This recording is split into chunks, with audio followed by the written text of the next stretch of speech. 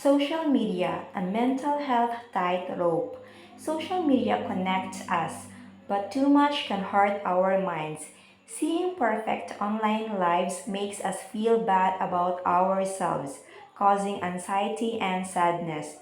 Chasing likes for approval becomes addictive, and online bullying can be brutal. While social media isn't the only cause, it can worsen feelings of loneliness and hopelessness, which are linked to suicide. But social media also helps. It connects people, offers supports, and spreads awareness about mental health.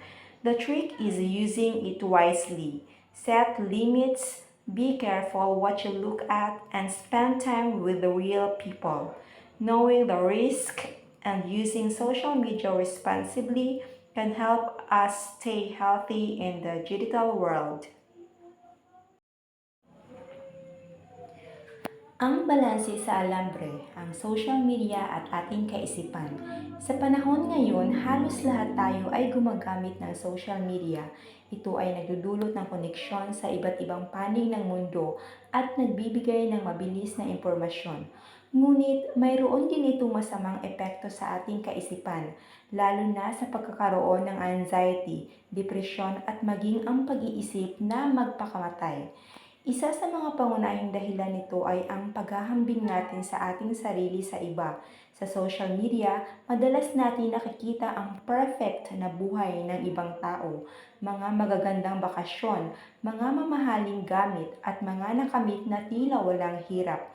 Dahil dito, nakakaramdam tayo ng insecurities at pagkababa ng tingin sa sarili. Parang lagi tayo nagkukulang at hindi sapat. Dagdag pa rito, ang paghahanap ng validation sa pamamagitan ng likes, comments at followers ay nagiging isang adiksyon. Gusto nating makatanggap ng approval mula sa iba para makaramdam ng kasiyahan. Ngunit kapag hindi natin nakukuha ang inaasahan natin, nagiging sanhi ito ng anxiety at depresyon.